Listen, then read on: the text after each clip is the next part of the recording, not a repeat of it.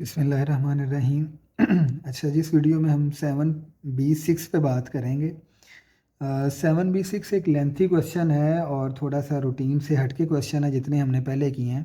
तो उसको हम पहले देख लेते हैं कि इसकी स्टोरी क्या है। इसकी स्टोरी ये है, तो स्टोरी इसमें कुछ इस तरह से है कि एक तो आपको पहले रूटीन में जो डाटा एक्चुअल दिया होगा उससे आपने BRS बनानी है और एडजस्टेड कैश बुक बनानी है। लेकिन BRS और एडजस्टेड कैश बुक का बैलेंस इक्वल नहीं आएगा, उसके दरमियान डिफरेंस होगा। तो वो जो डिफरेंस जितना होगा वो बेसिकली हमारे पास कैश शॉर्टेज कहलाएगी। यानी पहले हमने कहा था कि दोनों क्वेश्चन जो हैं वो इक्वल आते हैं, तो इस दफ़ा वो इक्वल नहीं आएगा। तो जितना इक्वल नहीं आएगा वो हमारे पास क्या कहलाएगा, कैश की शॉर्टेज कहलाएगी। तो हमने क्या करना है, पहले तो BRS बनानी है, एडजस्टेड कैश बुक बनाना है और उस दोनों से हमने कैश शॉर्टेज फाइंड आउट करनी है। फिर सेकंड पार्ट में हमने क्या करना है कि ये जो कैश शॉर्टेज हुई है ये किस वजह से हुई है, क्या एरर थे, क्या फ्रॉड थे, क्या आपने जो है वो अपने अकाउंट्स के साथ किया है। तो हमने फिर शॉर्टेज की जो अमाउंट है उसको पूरा करना है। तो बेसिकली ये क्वेश्चन इस तरह का है। तो अब हम इसको रीड कर लेते हैं। कहते हैं जी, carried on a successful small business had never give much consideration to the need of internal control. जब आप कंसिडरेशन नहीं देते, ज़रूरत नहीं देते ज़्यादा, जो है वो आप इंटरनल कंट्रोल पे कंसल्टेशन नहीं करते या तवज्जो नहीं देते या इंटरनल कंट्रोल को फॉलो नहीं करते, तो उससे क्या होता है कि internal control over cash transaction इनएडिक्वेट, यानी आपका जो इंटरनल कंट्रोल सिस्टम है वो कैश ट्रांजैक्शन पे ठीक नहीं है। तो जब कैश ट्रांजैक्शन पे ठीक नहीं है तो फिर डेफिनेटली कैश में फ्रॉड हो सकते हैं, कैश जो है वो आपका थेफ्ट किया जा सकता है, चोरी किया जा सकता है कैश आपका। तो कहता है Tom chain the cashier book keeper handle cash receipt and made small distribution disbursement from these cash receipt. Cashier का नेम है और उसका काम क्या है कि वो हैंडल करता है कैश रिसीट। रिसीट का मतलब है जितना आपने कैश रिसीव करते हैं वो सारा खुद ही लेता है और फिर उसको डिस्पर्स करता है। डिस्पर्स का मतलब होता है पेमेंट कर देना उसी के, जो कैश रिसीव किया, जितने भी एक्सपेंसेस वगैरह थे या जो भी चीज़ थी उसकी पेमेंट कर दी। ठीक है। मेंटेन द अकाउंटिंग रिकॉर्ड, और अकाउंटिंग रिकॉर्ड को मेंटेन करता है। And prepare the monthly bank reconciliation of the month account, bank account, और अपनी मंथली बैंक रिकॉन्सिलेशन स्टेटमेंट भी बनाता है। अब यहाँ तक उसने बताया ये है कि एक बिज़नेस है, वो बिज़नेस जो है वो अपना इंटरनल कंट्रोल के ऊपर ठीक नहीं है, जिसकी वजह से उसकी कैश ट्रांजैक्शन जो है वो कंट्रोल में नहीं है। तो जो कैशियर है वही कैश रिसीव करता है, वही आगे कैश डिस्ट्रीब्यूट करता है और वही बैंक रिकॉन्सिलेशन स्टेटमेंट बनाता है, यानी एक ही बंदा सारे काम करता है। तो recognize the weakness in internal control over cash transaction, Chan begin pocketing some of the company cash receipt. और वो कहता है कि जब आपका इंटरनल कंट्रोल सिस्टम ही नहीं है, जब आपके अकाउंटेंट को पता है कि मुझे किसी ने पूछना ही नहीं है, उसकी वजह से क्या हुआ कि उसने कहा जी आपकी जो कंपनी के कैश रिसीव है, ये जो कैश रिसीट है, फिर उसने वो पॉकेट में डालना शुरू कर दिया, यानी अपनी जेब में डालना शुरू कर दिए। तो इससे भी नज़र आ रहा है कि डेफिनेटली कैश फ्रॉड होंगे, तो वो भी हमने फाइंड आउट करने हैं। At the end of April the bank statement indicate a balance on deposit, ये आपका बैंक स्टेटमेंट का बैलेंस है।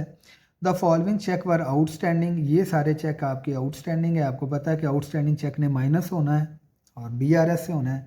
उसके बाद कहता है जी all cash receipt for April except two stolen by the chain has been deposited into bank and deposit all were listed correctly in the April 30 bank statement. वो कहता है जितना कैश रिसीव किया वो सारा बैंक में है सिवाय उसके जो उसने चोरी किया है। The cash balance shown on the accounting record, वो आपका ये दिया हुआ है, इंक्लूडिंग 200 कैश ऑन हैंड, जिसमें आपके पास कैश ऑन हैंड 200 है, जिसको हम क्या डिपॉजिट इन ट्रांजिट भी कहते हैं, कैश रिसीट भी कहते हैं। तो ये 200 आपका जो है वो एडजस्टेड कैश बुक में जाके क्या हो जाएगा, ऐड हो जाएगा।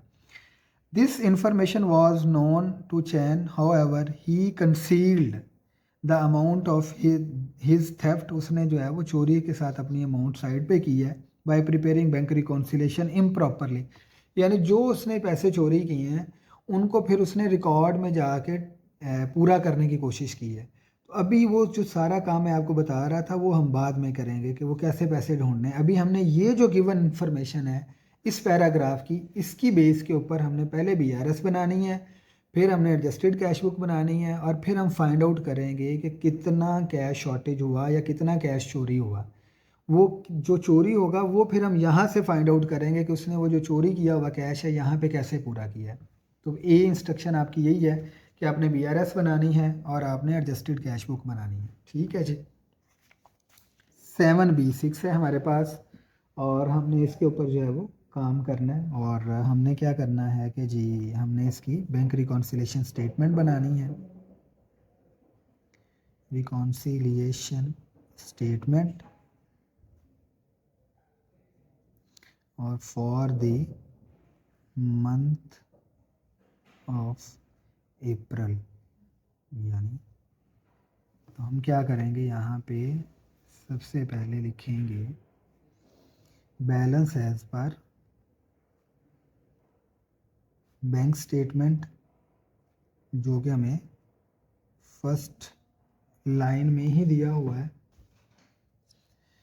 जी। तो जो पहली लाइन में हमें उसका बैलेंस दिया हुआ था 37,350.90, और उसके बाद उसी लाइन में हमें सबसे पहले बता दिया, ये देखिए पहली लाइन में हमें बैलेंस दिया है और उसके बाद उसने आउटस्टैंडिंग चेक हैं, तो ये सारे आउटस्टैंडिंग चेक हमने लेस कर देने हैं।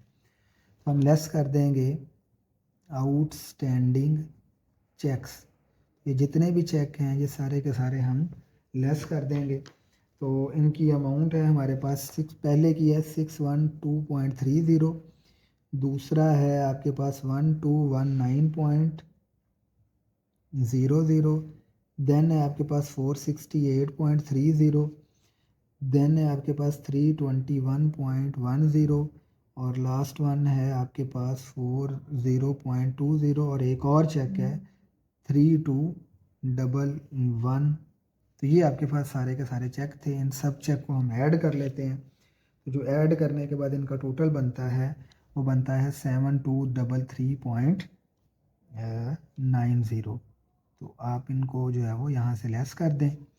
जब आप लेस करेंगे तो ये 37,350.90 माइनस 7233.90, तो आपके पास आंसर आ जाएगा 30117। ठीक है जी। फिर उसके बाद उसने जाके आपको बताया हुआ है कि कैश ऑन हैंड है आपके पास, तो वो जो कैश ऑन हैंड है ये वाला इंक्लूडिंग 200 कैश ऑन हैंड, आपको पता है कि ये हम ऐड करते होते हैं BRS में, तो हम ऐड कर देंगे कैश ऑन हैंड, तो वो है हमारे पास 200 का, तो जिसकी वजह से हमारा टोटल हो गया हमारे पास 30317, तो यानी 30317, तो ये हमारे पास टोटल हो गया जी। तो ये था हमारा BRS का आंसर। अब इसी तरह से हम यहाँ पे एडजस्टेड कैश बुक बना लेते हैं, और एडजस्टेड कैश बुक, ये जो भी हम काम कर रहे हैं ये फर्स्ट पैराग्राफ की बेस के ऊपर कर रहे हैं, for the month of April. ठीक है 30, तो यहाँ पे जो भी हम काम करेंगे वो इसकी बेस पे करेंगे। ठीक है जी। तो ये आपको पता ही है कि एक डेबिट है, एक क्रेडिट है, और एक आपके पास फिर बैलेंस या टोटल, जिसको आप कह लें, जो मर्ज़ी आप लिख लें, पर्टिकुलर या डिटेल यहाँ पे लिख लें। तो यहाँ पे आप लिखेंगे balance as per accounting record. तो अकाउंटिंग रिकॉर्ड पे जो बैलेंस है वो हमें गिवन है जी 38,467, और इसके अलावा हमें जो है वो 38,467, और हमारे पास कोई और ट्रांजैक्शन नहीं है। तो इसका मतलब ये है कि ये है मेरे पास 30317 है, और ये है मेरे पास 384467। तो इसका मतलब ये है कि जो मेरे पास कैश है वो हम माइनस करके देखते हैं कि 38,467 माइनस 30,317, तो हमारे पास हम यहाँ पे लिखेंगे कैश शॉर्टेज। क्योंकि दोनों इक्वल नहीं है। तो मैंने वो कहा था कि कैश शॉर्टेज फाइंड करेंगे, ये आंसर और है, ये आंसर और है, तो दोनों का डिफरेंस ले लें तो हमें पता चल जाएगा शॉर्टेज कितनी है। तो इसमें से मैं ये माइनस कर रहा हूँ, तो जो मेरे पास आंसर आएगा वो डेफिनेटली 8150 है। तो जब मैं यहाँ से कैश शॉर्टेज को माइनस करूँगा तो इसका भी आंसर मेरे पास आ जाएगा 30317। अब हमारा जो सेकंड काम है वो ये शॉर्टेज पूरी करनी है कि ये शॉर्टेज कहाँ पे है बेसिकली। तो अब इक्वल हो गए आंसर। अब हमने ये जो शॉर्टेज फाइंड आउट की है ये हमने फाइंड आउट करनी है कि ये अमाउंट कैसे आई है इतनी। मैं अगेन बता दूं, मैंने आपको बताया था कि दोनों के दरमियान डिफरेंस होगा। वो जो डिफरेंस है वो बेसिकली उसने कैश चोरी किया। वो कितना कैश चोरी किया, दोनों के बैलेंस का डिफरेंस ले लिया, तो वो आंसर आ गया 8150। ये कैश चोरी किया है। अब ये जो कैश चोरी किया है, इस कैश को उसने कहीं ना कहीं अपनी BRS में प्रूव किया होगा या पूरा किया होगा। तो हमने वो फाइंड आउट करना है, वो ढूंढना है कि उसने कहाँ पे जाके बैंक रिकॉन्सिलेशन स्टेटमेंट में गलतियाँ करके अपने उस चोरी को छुपाया है। तो हमने वो छुपी हुई जो चोरी है उसको फाइंड आउट करना है। तो वो हमारे पास बी पार्ट होगा। ठीक है जी, तो उसको हम देख लेते हैं कि वो हम किस तरह से उसको फाइंड आउट करते हैं। वो हम फिर क्वेश्चन को पढ़ते जाएंगे और हमारे पास एक डिटेल आती जाएगी। तो अब सबसे पहले ये देखें जी, BRS है, balance as per bank statement. Balance तो बिल्कुल ठीक है, सही लिखे हुए हैं, बैलेंस में कोई एरर नहीं है। ये बैलेंस और ये बैलेंस सेम है। Less outstanding cheque, 3 outstanding cheque उसने लेस किए हुए हैं, जबकि आउटस्टैंडिंग चेक आपके ज़्यादा हैं, 1 2 3 4 5 और 6 चेक हैं। तो 3 चेक उसने लिखे ही नहीं हुए। अब उसने कौन कौन से 3 चेक नहीं लिखे हुए, यानी उसने आपका एक ये लिखा हुआ है, दूसरा उसने ये लिखा हुआ है और तीसरा उसने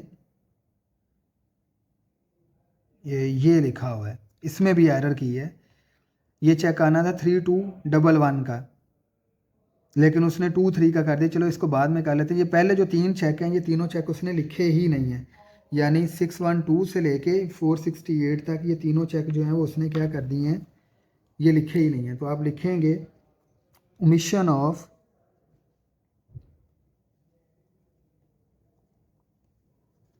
आउटस्टैंडिंग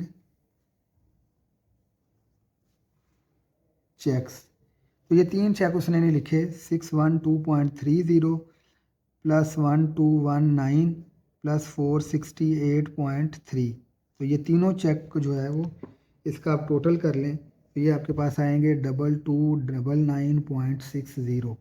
तो ये आपने फिर एक आपने और गलती की है कि ये चेक था, इसकी ओरिजिनल अमाउंट थी 32, तो ये देखिए उसने लिखी हुई है 23। तो एक आपने क्या किया है, ये भी आपने अंडर स्टेटमेंट की है। तो हम यहाँ पे लिखेंगे under statement of outstanding check.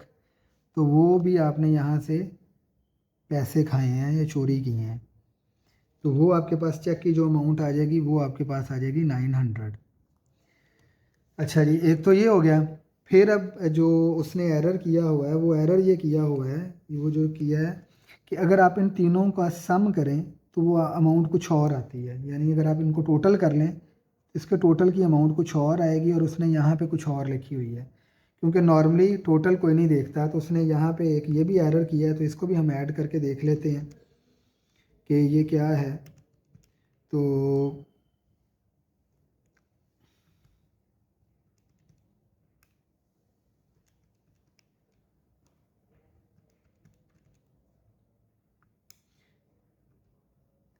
ये देखें इसका टोटल बनता था 4034.3 और जबकि उसने टोटल लिखा हुआ है 3034। तो यहाँ पे भी उसने $1000 की तकरीबन चोरी की है। तो हम यहाँ पे लिखेंगे कि under statement of total of outstanding checks.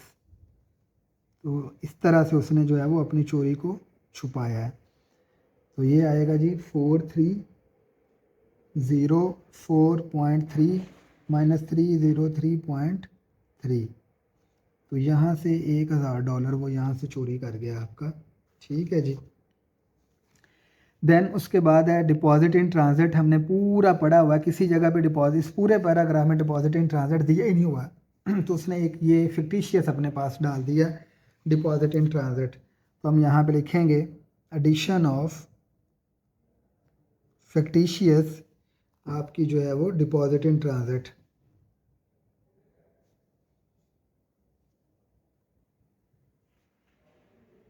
Deposit in transit, तो हमने एक फिक्टिशियस जो है वो डिपॉजिट इन ट्रांजिट उसने डाल दी है 3650.40 की। ये थे ही नहीं, क्वेश्चन में किसी जगह पे ये बात ही नहीं हुई थी। फिर जी उसके बाद कैश ऑन हैंड, तो ये देखें यहाँ पे कैश ऑन हैंड की वैल्यू 200 गिवन है और उसने यहाँ पे कितनी लिखी हुई है 500, तो $300 उसने यहाँ से चोरी किए हैं। तो यहाँ पे भी हम लिखेंगे जी over statement of cash on hand, यानी 500 माइनस 200, तो $300 उसने यहाँ से चोरी किए हैं। अब आप इस सब का सम कर लें तो आपके पास जो आंसर आएगा डेट इज़ 8150। तो ये ही वो आंसर आया जो यहाँ पे उसने चोरी किया था, यही आप फाइंड आउट करेंगे। तो ये था जी बेसिकली इसका जो है वो बी पार्ट। सी पार्ट में वो कहता है जी आप उसको सजेस्ट करें कि वो अपने इंटरनल कंट्रोल सिस्टम को जो है वो किस तरह से इम्प्रूव करे या मेजर करे। तो that is purely related to internal control और थ्योरेटिकल क्वेश्चन। तो ये तो आप अपनी अकल से जहानत से उसको सजेशंस दें कि किस तरह से इसको इम्प्रूव करना है। तो सिमिलर इसी तरह से 7A6 है, उसको आप करें। किसी किस्म का इसमें या उसमें कोई मसला है, कोई बात समझ ना आए तो आप कमेंट करके पूछ सकते हैं और इम्प्रूवमेंट के लिए हमें अपने ज़रूर कंसर्न करें, ज़रूर बताएं कि इन वीडियोज़ को किस तरह से इम्प्रूव किया जा सकता है। Thank you so much.